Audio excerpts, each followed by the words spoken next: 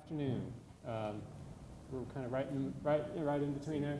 Thank you for coming to this evening's event. My name is Tim Oakes. I'm the director of the Center for Asian Studies, and it's a real pleasure to welcome you all here and to welcome our speakers, Hye Seung Chung and Scott Diffrient from Colorado State University, who have come down to Boulder to talk to us tonight about the films in this Korean film series that we have. We're kind of in the middle of it. Hopefully some of you had a chance to see Old Boy last night. Great, because Hye Seung's going to be talking about that in her talk, and Scott, I understand, is going to be talking about The Host, which is coming right up at 7:30 after their talks tonight. Before I introduce our speakers, I just want to make sure and acknowledge the Korea Foundation, which has provided the funding for the showing of these films and for making it possible to see the films gratis. So we really appreciate the support from the Korean Foundation, for that. And this is part of a kind of a series of events. We have quite a few Korea-related events on campus this year, and most of them are in conjunction with the theme that we have for this year at the Center for Asian Studies, a whole kind of year of events focusing on issues relating to media and culture, media and politics, and so in this case we're talking about film specifically, but media in Asia.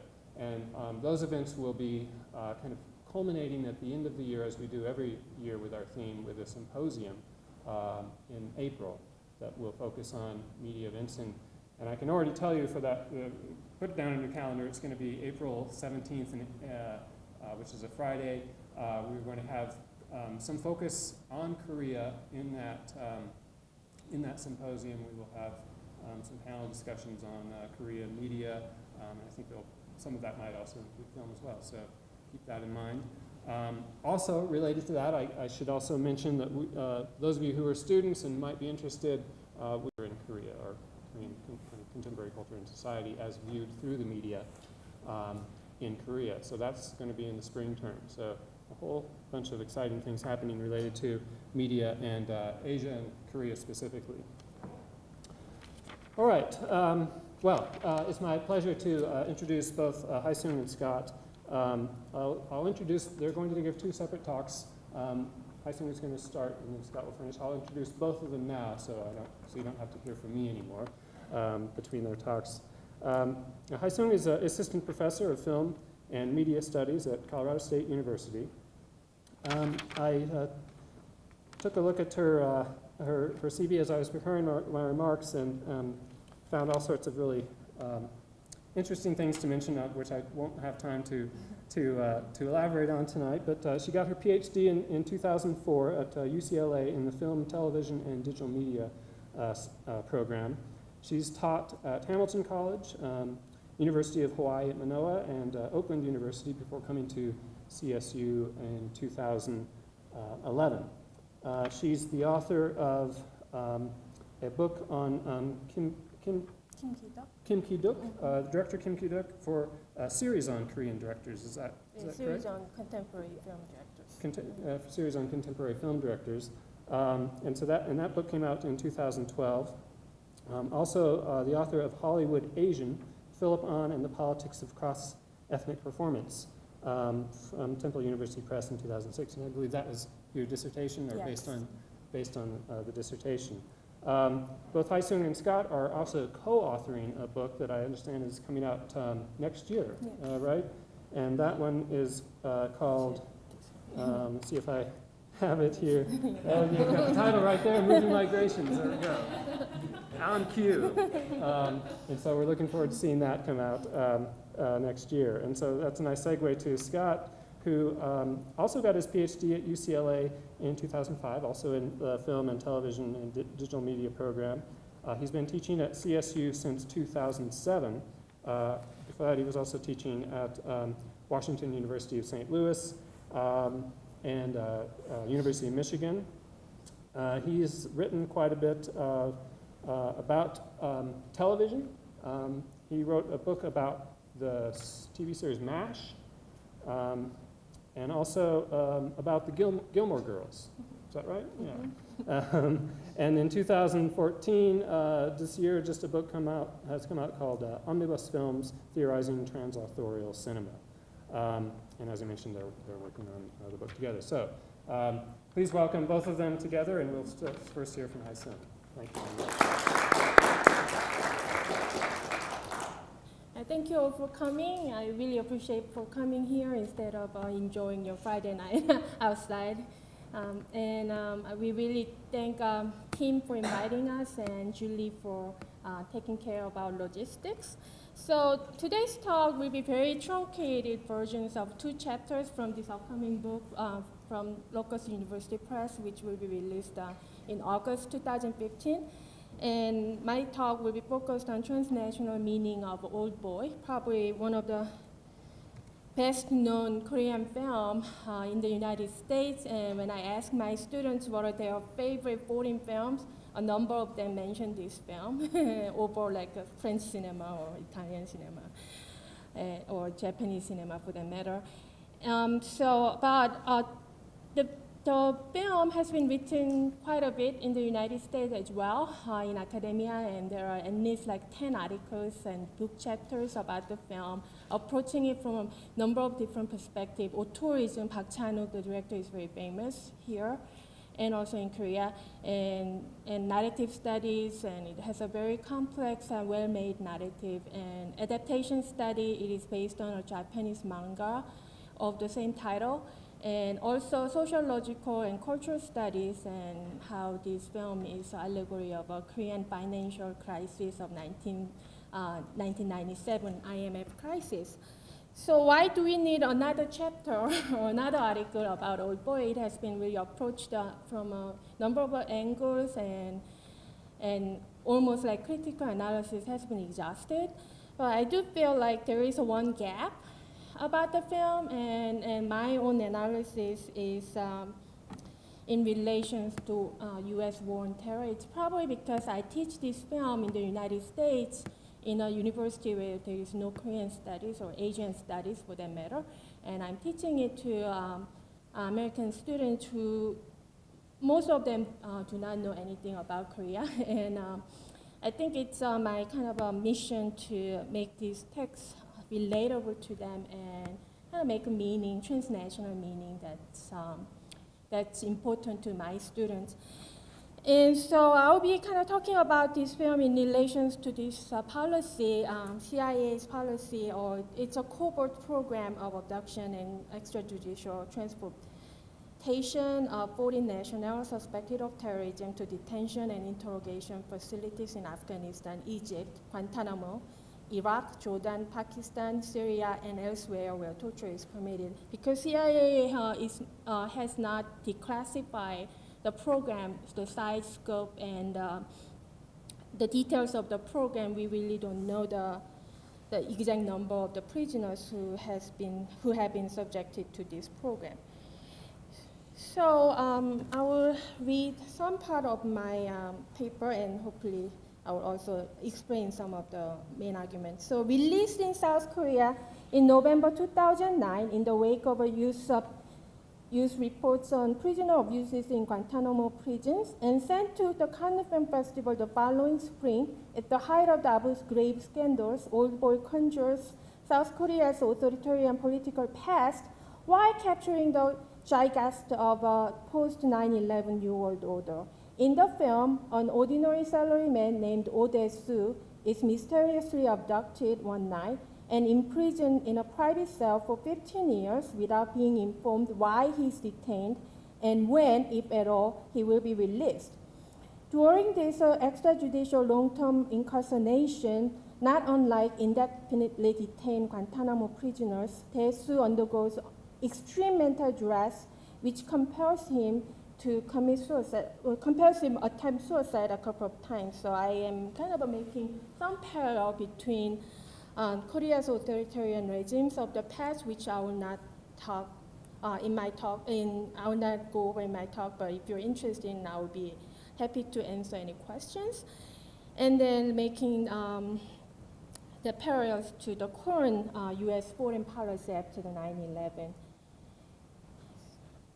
So the previous slide, this is a very famous time montage sequence, and then you see an image of a 9/11 here. Also, there's a voiceover, the protagonist, Odesu, he's subject to this gas, and then that's, he said that identified the gas as the same types of gas, biological weapons that Russians used against Chechen terrorists during the 2002 Moscow theater hostage crisis. More daringly, Park's film draws an implicit parallel between human rights abuses during the harshest period of Korea's authoritarian past, precisely 15 years between Park Chung-hee's dictatorial regime, Yushin regime, and Chun Doo-han's equally oppressive military regime, and those in overseas CIA black sites and US military-operated prisons after 9/11. While the decade-and-a-half period of imprisonment, which extends beyond the 10 years in the original 1997 Japanese manga, allegorizes Park Chung-hee's and Chun Doo-han's military dictatorship, which abducted and tortured political dissidents and student protests without due legal process, it is noteworthy that Oh's imprisonment begins in 1988, the transformative year when partial democratization was launched in South Korea. Oh is imprisoned throughout an optimistic political renaissance in his nation, which eventually returned to civil rule in 1993. And inexplicitly released by his unidentified off-screen captor in 2003. Ambiguously timed after the end of South Korea's military dictatorships and encompassing the immediate aftermath of the September 11, 2001 attacks, when the US expanded its covert CIA program of extraordinary rendition and enhanced overseas interrogation, the extrajudicial and abduction and detention narrative in Old Boy can be read as a transnational political allegory aimed at both South Korea's past regimes and current US policy. So that's my thesis of this particular chapter. And I'm also drawing upon this book that I used in my War and Terror, Cold War and War and Terror class. It's Stephen Prince's book, Firestorm, American Film in the Age of Terrorism. And he talks about how 9/11 offered an opportunity for American filmmakers. So some filmmakers made documentaries about why we invaded Iraq, and something like a No End in Sight or Iraq in Fragments and Taxi to the Dark Side. Most kind of serious film he talks about, try to explain, understand and explain, interpret this recent history. But also there are other types of film, just purely entertainment film, which use 9/11 as a subtext, not explicitly about political film. And his example of this first category is Kachotopon, about the Soul and Hostel. This poster is really kind of very chilling because it reminds me of Abu Ghraib, and especially the use of bag on the captor. And he also has a very interesting idea.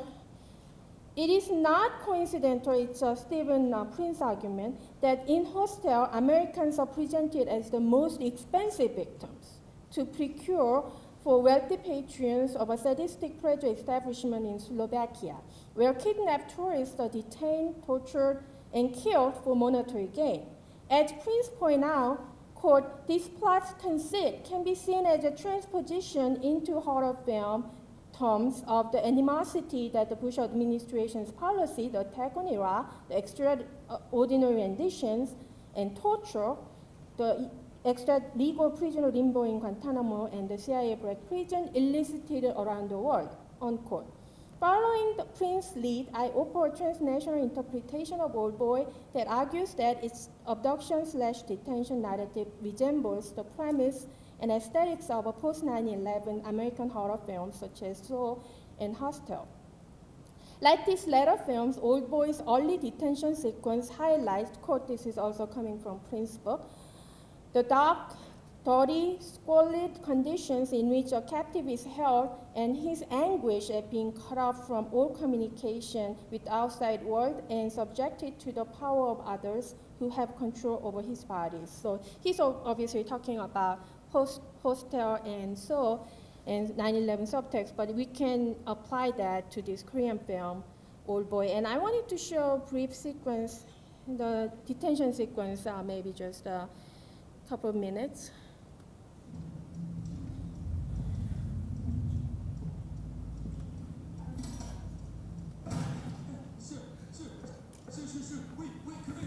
Come back.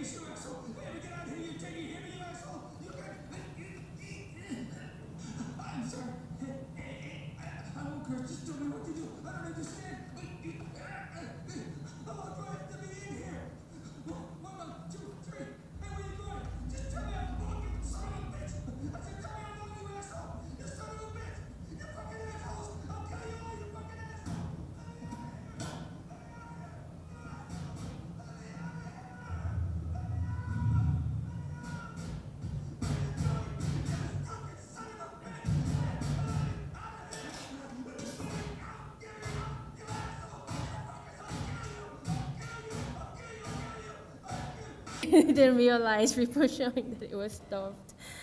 And obviously the kind of prison environment, very dirty and squalid, and then he's kind of unknowing of why he's here and when he can get out. And it's not really far-fetched allegory because those of the Guantanamo prison began in 2002, right after 9/11, and there are people who are still there, close to now, 15 years, not quite yet.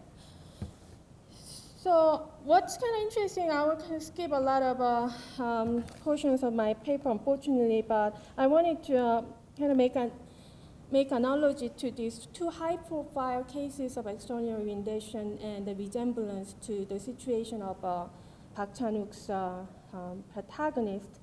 So what's interesting, this is information I found on this book, kind of authorial book on Park Chan-wook, and he initially wanted to have his protagonist abducted at the airport, and he changed it to the street. He's abducted in the final version. He's abducted from the street while his friend was talking to his wife on the public phone, and this guy, Marhe, I will read from my paper. Dae-soo's capture at the airport in the original scenario calls to mind an actual case of extraordinary rendition on the part of the CIA that occurred in September 2002, 1 year and 2 months prior to Old Boy's domestic release in South Korea. According to a November 2007 editorial of the New York Times, a Syrian-born Canadian named Mar Ara was stopped at Kennedy Airport in 2002 while returning from a family vacation. After being held in solitary confinement in a Brooklyn detention center and interrogated without proper access to a lawyer, he was spirited off to Syria. In the months that followed, Amar Allah was tortured on several occasions. Eventually, the officials in his detainment decided that their suspicions that he was a member of Al-Qaeda were mistaken and let him go. The editorial sums up this abuse of human rights by stating that Mr. Ara was a victim of extraordinary rendition, America's notorious program of outsourcing interrogation to governments known to use terror. And the second case I wanted to bring up is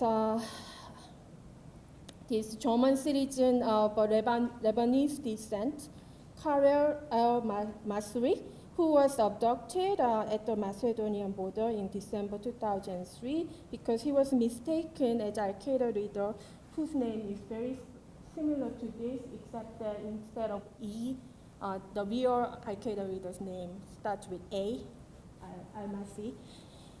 And so we wanted to kind of go over this together because the Guardian article about describing his abduction and incarceration and eventual release, because I just feel like there is a really close resemblance between this case and Park Chan-wook's film. So MRC was held in Kardel and abused in Macedonian custody for 23 days, after which he was handcuffed, blindfolded, and driven to Skopje airport, where he was handed over to the CIA and severely beaten. So CIA drugged him and flew him to Kabul to be locked up in a secret prison known as the Salt Pit, where he was slammed into walls, kicked, beaten, and subjected to other forms of abuse.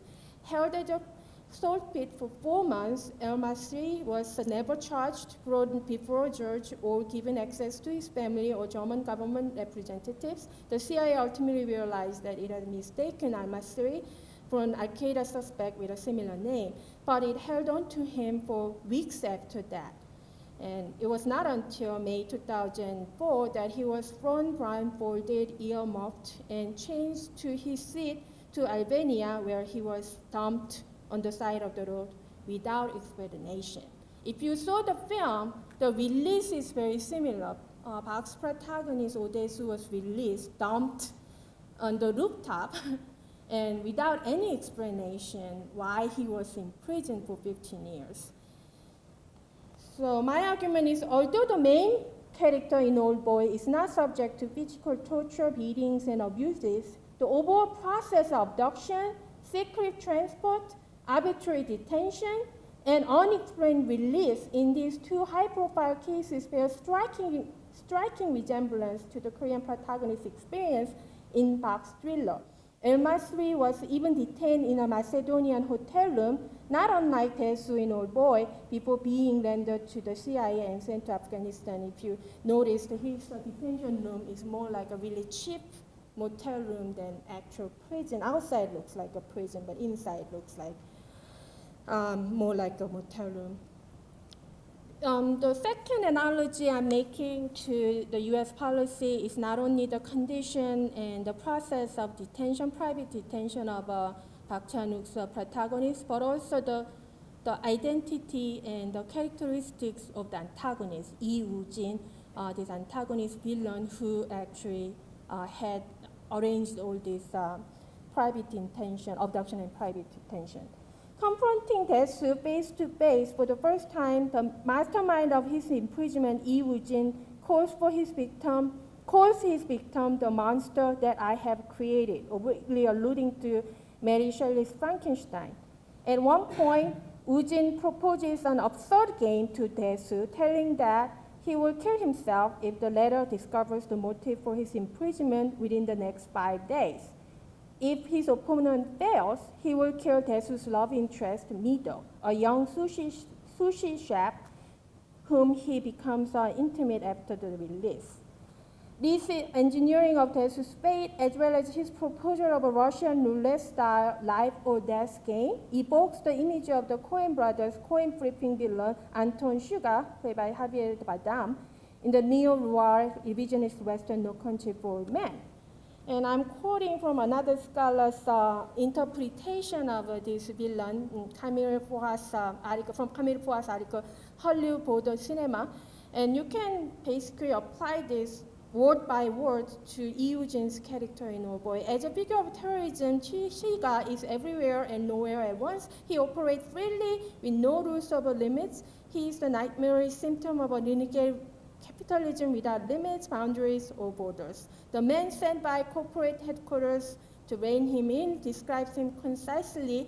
He is a peculiar man. You might even say he has principles that transcend money or drugs or anything like that. This comment resonates with the constant iteration of US ideology as a pursuit of not of economic gain or oil, but of democracy, as well as the imperious power of US policies to drive state directives of other nations. So, this description applies almost word by word to Park Chan-wook's villain, who is not only a wealthy capitalist, but also an Americanized Korean who studied in the United States, and while there, had a motto implanted in his failing heart thanks to a special surgery. In other words, Lee's ruthless heart is literally propelled and sustained by US technology.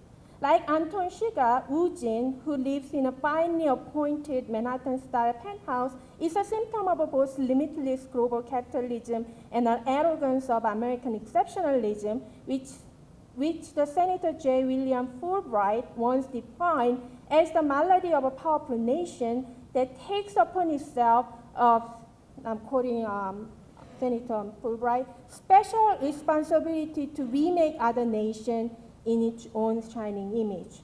The senator, in a 1966 speech, cautioned that, quote, power confuses itself with virtue and tends also to take itself for omnipotence, unquote. This statement resonates with Park's deliberate highlighting of the relationship between Dr. Frankenstein and the monster in aforementioned Shelley novel, and there is also inclusion of a brief clip from Bride of Frankenstein in the detention sequence on television screen. And I'm not sure how many of you have seen this film. Yeah, I'm not sure if I should ruin everything, but basically, this guy, the antagonist Lee Woo-jin, remade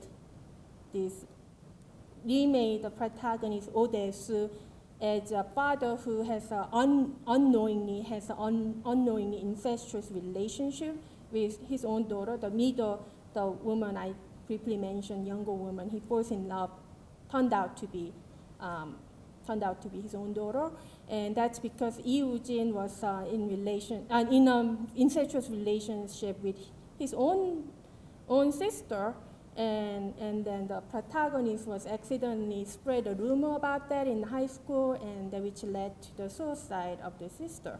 So that's kind of remaking, the idea about remaking other nation in U.S.'s glorified self-image is kind of reflecting back on remaking Lee Woo-jin, who is representing kind of U.S. capitalism, global capitalism, as well as the arrogance of U.S. policy. He's trying to remake this protagonist. And so I'm going to kind of wrap up in the interest of time,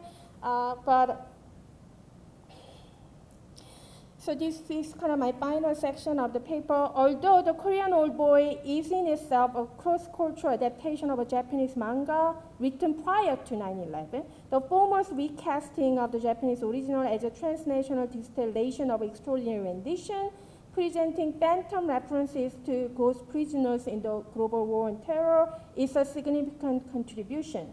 I'm therefore in agreement with Ian Robert Smith, one of the many authors who wrote about Old Boy, who argues that, quote, rather than positioning Old Boy as the original text framed in terms of its South Korean background, it is more productive to consider the film within a broader global context, unquote. Unfortunately, Old Boy's detention narrative is as relevant today as it was 2003.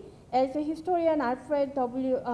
McCoy reminds us, there is a strong continuity between the Bush and Obama administrations in terms of their policy on war on terror. I will not go over this lengthy quotation from McCoy's article, Impunity at Home and Rendition Abroad, and also he published a very lengthy book called Torture and Impunity. But I highly recommend this source, and he talks about how U.S. basically closed CIA's black prisons, but outsourced the detention and torture to allied nations, and it's still CIA who provides rendition flights to those prisons in Somalia and elsewhere, and also it's the CIA who pays for the operations of the prisons. And also Obama pretty much replaced the torture/detention complex with new drone policy. If you're interested in the Obama's kill list, article was a very lengthy explanation of his drone policy. And kill list policy has been published by New York Times in 2012.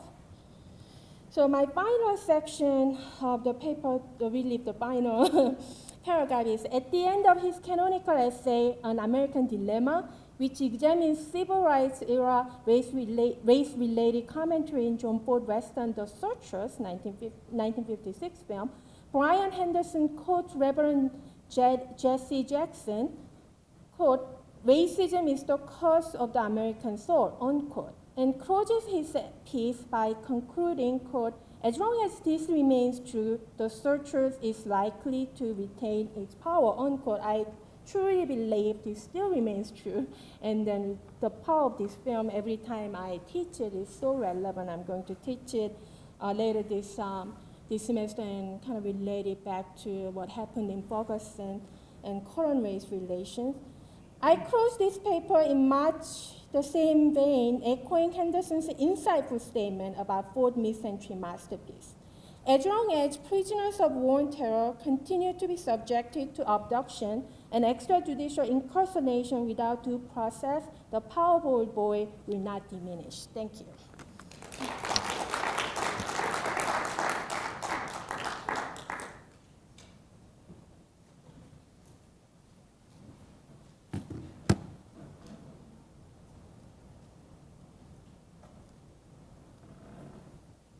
So I'd like to echo Hye Seung's comments earlier about thanking Tim and Julie Kang and all the support staff here for inviting us and making this happen.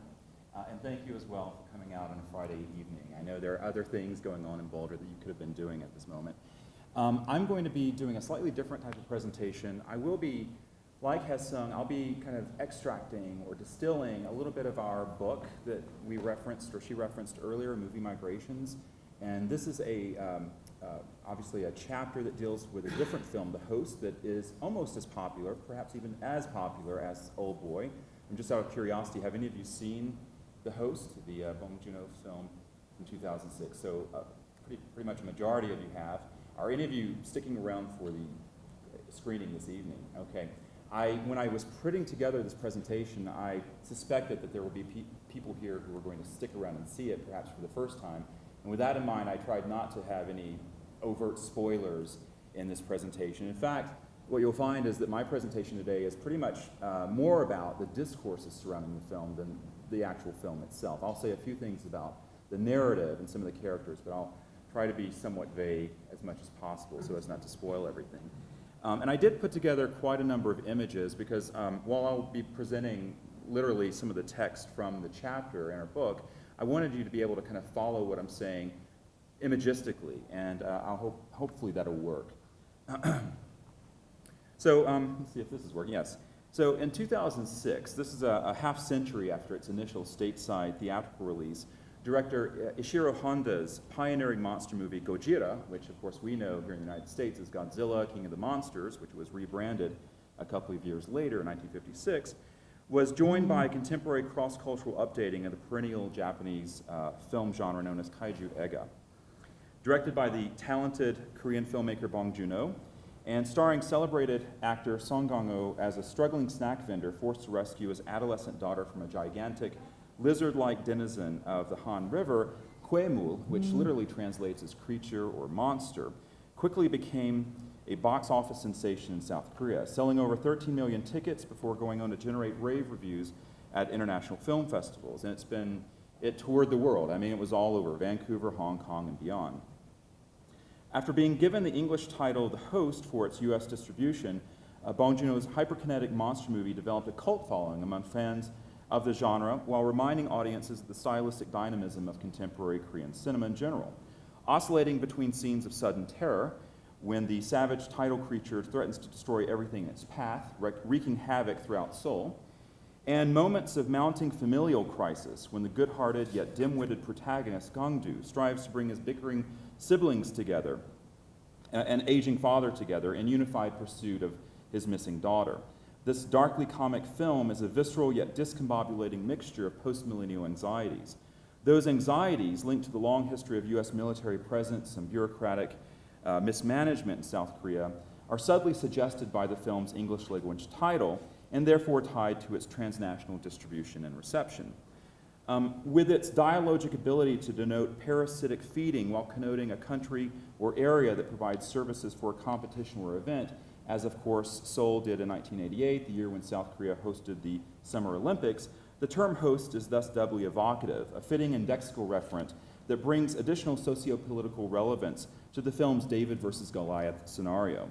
As explained by another film scholar, Christina Klein, in a recently published essay about director Bong Joon-ho, such a conflict between an alternative vision of the Korean national, represented by figures of social and economic marginality and failure, and the global American other, as she puts it, personified by cross-eyed scientists and bossy morticians, can only result in a literally combustible confrontation on the streets of Seoul. A space historically linked to mass protest and political rallies during the Minjung movement of the 1980s, and presented to the audience of the host as a place of combined finality and renewal in the film's penultimate scenes. Those scenes, which are designed to spark a range of spectatorial emotions, as I think many of you will discover perhaps for the first time tonight, from fear and apprehension to relief and sadness, invite the viewer to reflect on the potentially contradictory meaning of the misshapen monster itself. A computer-generated creation that can be said to stand in for the missing colonial, post-colonial, and neo-colonial culprits, Japan and the United States. As we shall see, or not see, the monster is there but not there, an absent presence whose intrageneric ties to Japanese creature features and allegorical links to US techno-military domination only partially fade away once it meets a fiery end on the banks of the river from which it came. So in this presentation, I'm trying to shed light on some of the textual features of the host that most decisively situate it within Korean and non-Korean traditions of screen monsterdom. Following this investigation into the film's cross-cultural entanglements with other monster movies, I shift into an assessment of the tactics employed by Bong Joon-ho in his celebrated efforts to both serve and subvert genre conventions. As a director who readily admits to being somewhat politically disengaged, preferring the movie theater to the voting booth, Bong is perhaps representative of a new, relatively young generation of cinephiles and cineasts whose collectively shared interest in individual goals as both consumers and directors of mainstream genre pieces run counter to the historical project undergirding many South Korean films of the 1980s and 1990s. Taking the final passages of the host as a sign or symptom of that political disengagement, I question whether a reversal of that trend is possible in a so-called post-historical world where time and space have dissolved and master narratives related to nationhood have been emptied of meaning.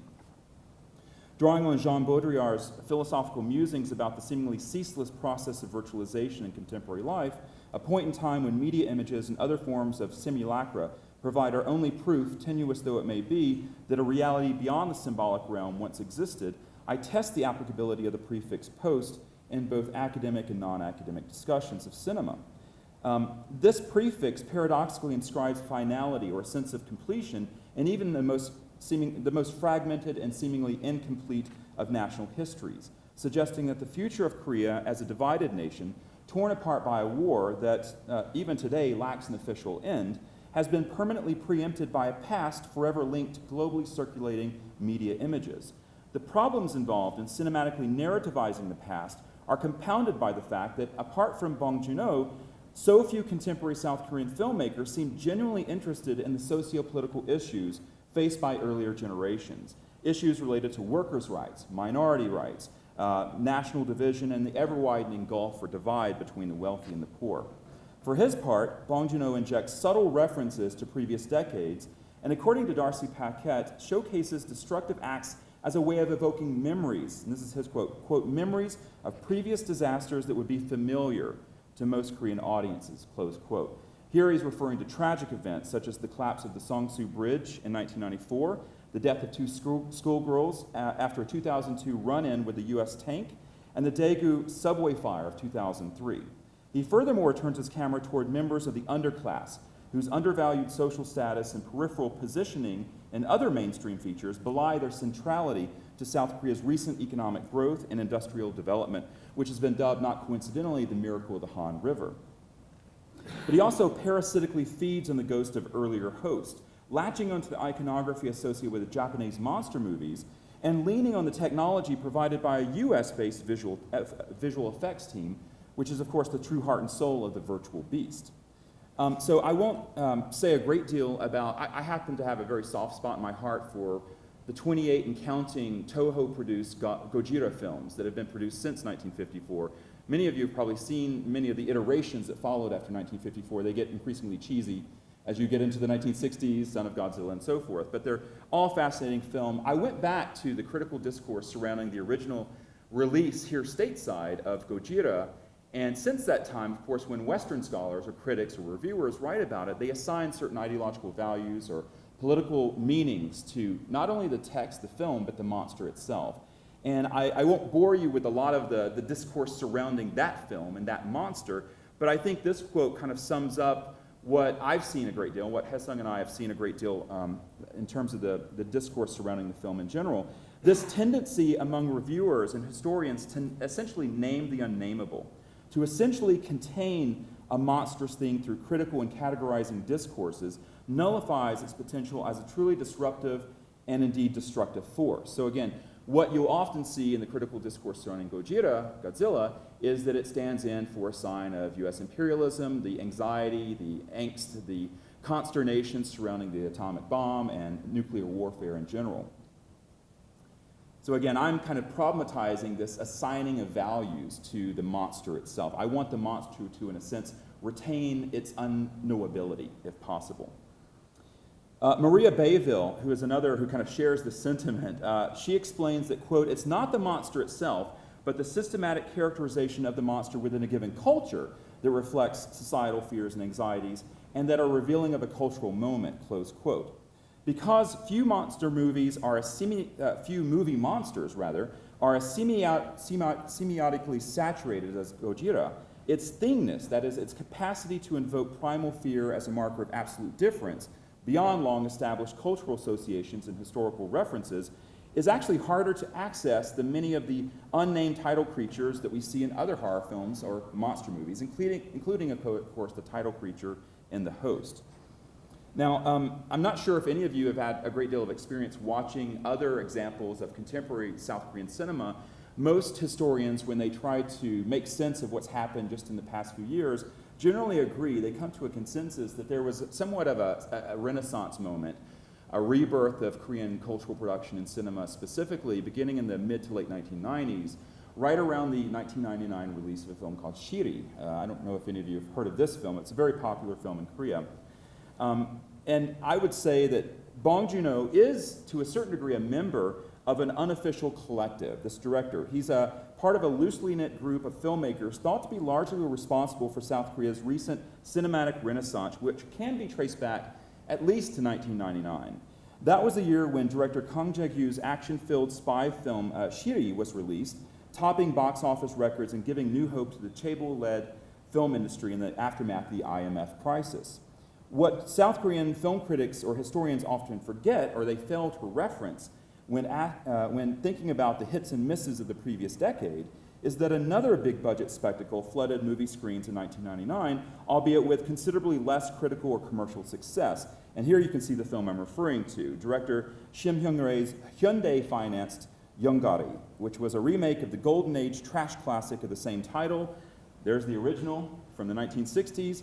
A contemporary, and the new release, or the updated release, was laden with digital effects in place of the original's kind of cheesy suitmation effects. Despite its campiness, this science fiction film, which was retitled Reptilian for its limited US release, might be more indicative of things to come in the increasingly transnationalized sphere of post-millennial cultural production, owing not only to the fact that the film's cast was largely American, but also to the presence of non-Korean cities, which played host to the computer-generated monster, itself a kind of palimpsestic trace of the cinematic past.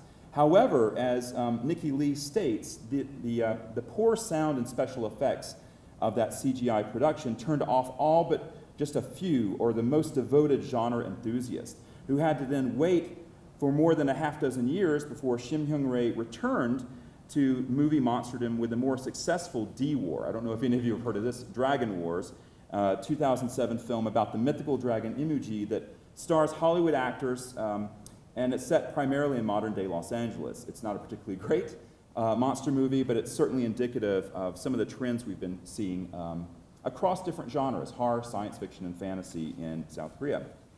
So although at first glimpse, the previous decade's mainstream auteur films, directed by Park Chan-wook, Kim Ji-yoon, Lee Jae-young, and Im Sang-soo, seem to owe very little to Shiri and practically nothing to Yeonggari. Those two productions, along with other chart-topping genre films released in 1999, including films like Tell Me Something, Attack the Gas Station, and the horror remake, The Ring Virus, which was based, of course, on the Japanese film Ringu, set the template for subsequent developments in the realm of previously undervalued categories of filmmaking, with science fiction, fantasy, and horror in particular getting a boost thanks to Save the Green Planet, Natural City, and A Tale of Two Sisters, which I imagine many of you have heard of as well. As such, since 1999, several visionary directors have enriched an already diverse cultural tradition through genre experimentation, benefiting from an increasingly liberalized yet profit-driven system of production facilitating freedom of expression and, in Bong Joon-ho's case, right to final cut. Freedom, it turns out, is the operative term, for it not only means autonomy and relative control over one's own work, but it also connotes a kind of liberation from the past. And this idea was really echoed, for me at least, when I read the comments of E.J. Young. And here you can see E.J. Young at the bottom. He's one of my favorite directors, but he's the director of a film called An Affair, Asako and Ruby's Shoes, or in Korean, Sunebo, and Untold Scandal, some of you might have heard of. That's a Korean kind of remake or adaptation of Dangerous Liaisons. But in a recent interview, he stated that filmmakers from the 1980s, 90s, people like Park Kwang-soo, Jung Sun-woo, Chung Ji-young, and others, carry a great burden on their shoulders in terms of history and politics. So they make very heavy films, and they can't free themselves from the weight of their generation's social issues. But the directors in my generation, this new generation, feel free from such pressures. They pursue individual interests rather than make films that speak for Korean society. Now, in the context of postmodern South Korean cinema, this pursuit of individual interests might translate as a problematically inward turn, a retreat into one's personal taste or cinephilic fixations on films of the past. However, the past itself, as a reservoir of historical memories and collective traumas, becomes secondary to the primary goal of genre diversification and deconstruction, with even the most allegorical of genres, and here I'm talking about fantasy, science fiction, and horror, being stripped of their potential to gesture toward the political. Science fiction cinema has been upheld, of course, by media scholars for many years as a creative means of, quote, enhancing or disseminating political, social, and economic opinions, close quote, even when the global post-war environment has necessitated the subtle calibration of themes, quote, so as not to upset the delicate status quo that had been achieved at the end of World War II, close quote. Now those words are taken from Samara Lee Alsop's critical assessment of Godzilla. And those highlight the capacity of science fiction narratives to spark symptomatic readings in which conceptual messages or repressed ideas that are involuntarily divulged in a film are revealed to have an ideological component. In the first sentence of her analysis, Alsop states that, outright she states this, that Godzilla, quote, is a metaphor for the nuclear age, a popular monster movie hiding a cleverly crafted critique of modern science and its precarious relationship with Japan, close quote. Not insignificantly, Alsop's word choice, hiding, suggests that a symptomatic reading of Godzilla as a politically astute commentary on then-pressing concerns about atomic warfare is actually made difficult, but not impossible, due to the monster movie's generic trappings, as well as its widespread popularity.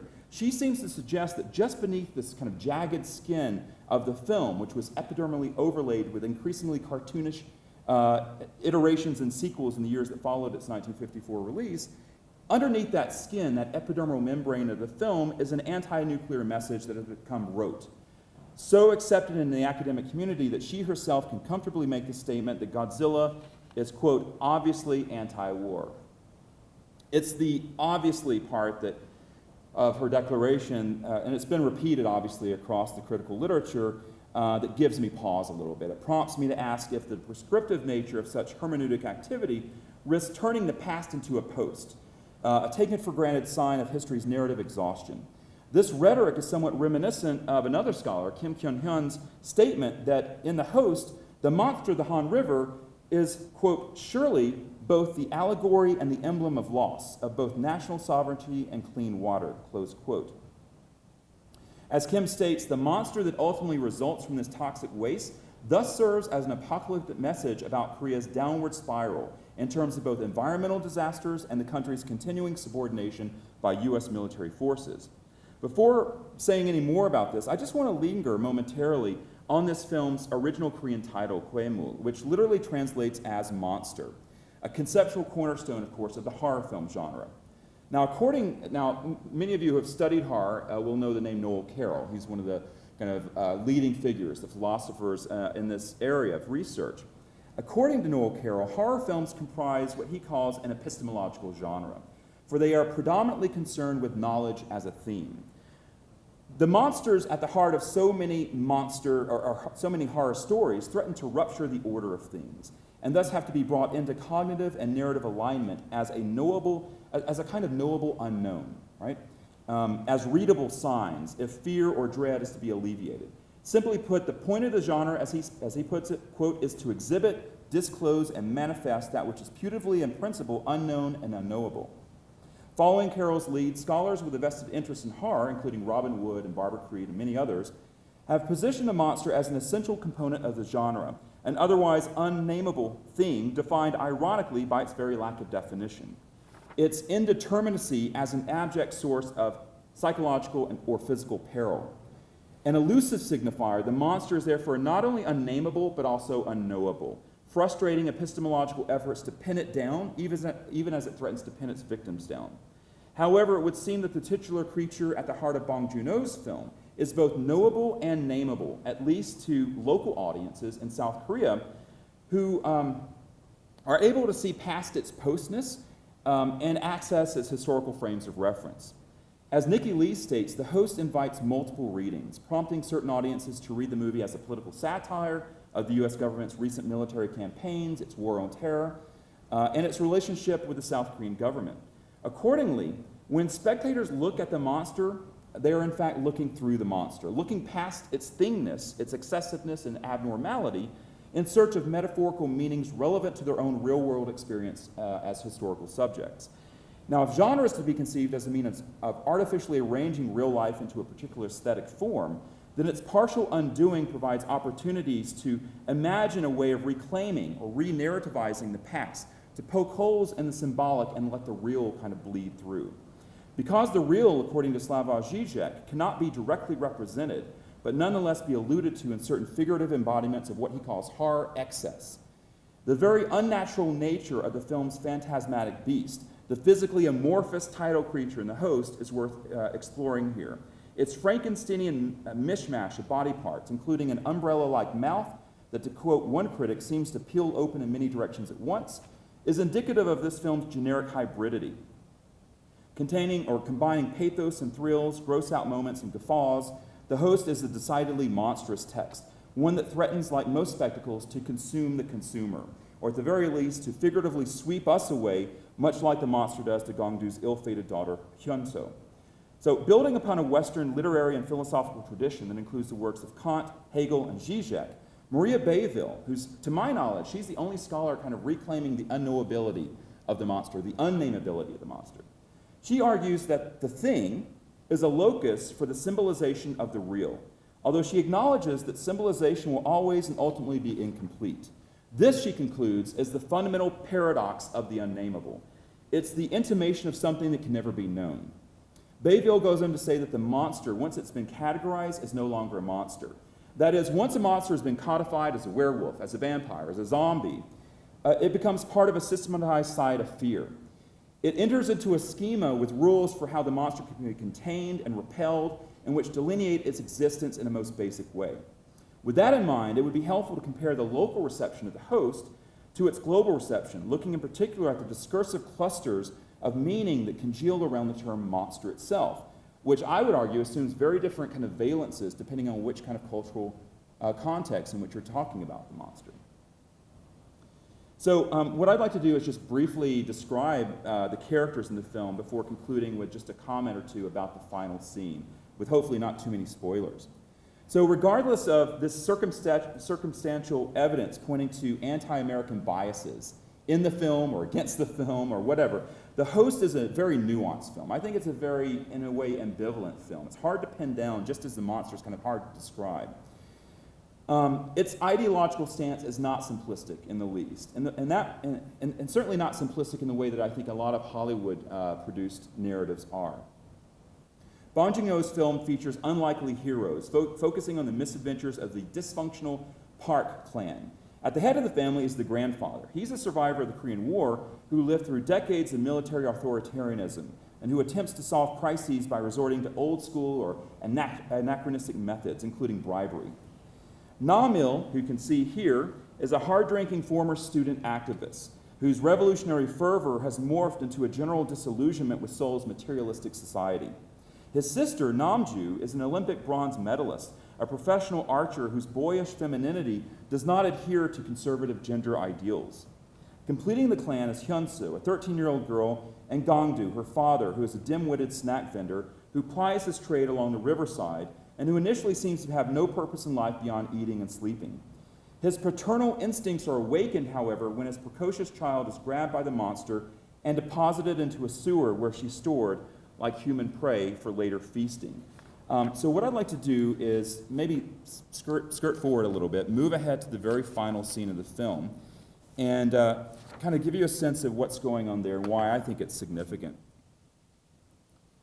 A quiet scene in which Gangdu watches television with his newly adopted son, previously a homeless orphan boy after the titular monster has been killed. While a spokesperson from the U.S. Senate Committee of Investigation on the Virus Scandal, and this is a kind of sinister conspiracy involving the U.S. military, which spreads false rumors about a virus and sprays toxic chemicals along the Han River to basically cover up its own environmental crime, addresses Korean news correspondents on TV. The child asks his adopted father to turn off the program, which he finds boring. Being unable to locate a remote, Gangdu irreverently turns off the monitor with his foot, silencing the U.S. official who's in the middle of admitting U.S. culpability regarding this incident. Ordinary neo-colonial subjects thus direct indifference rather than hostility toward the global hegemon. Despite being labeled as anti-American by some stateside critics, the host pushes its apolitical message to the extreme in its anticlimactic ending. As the little boy's comment insinuates, what matters to average Koreans is to focus on eating, not the grand narratives of the Minjung era wrapped in the rhetoric of American imperialism, neo-colonial occupation, and national liberation. However, this act of turning off the television and, of course, by extension, the American voice of authority could be said to crystallize the ethos of post-historical politics, a politics of indifference and disengagement, offering in the process a third subject position distinct from the other two subjectivities represented by Gangdu's family members. Remember, on the one hand, we have at various points throughout the host, we're witness to the melodramatic or sentimental subjectivity of his father, who survived the Korean War and endured other hardships, and whose misty-eyed recollection of the past induces sleep in his own disengaged children during a brief repose between moments of monster hunting.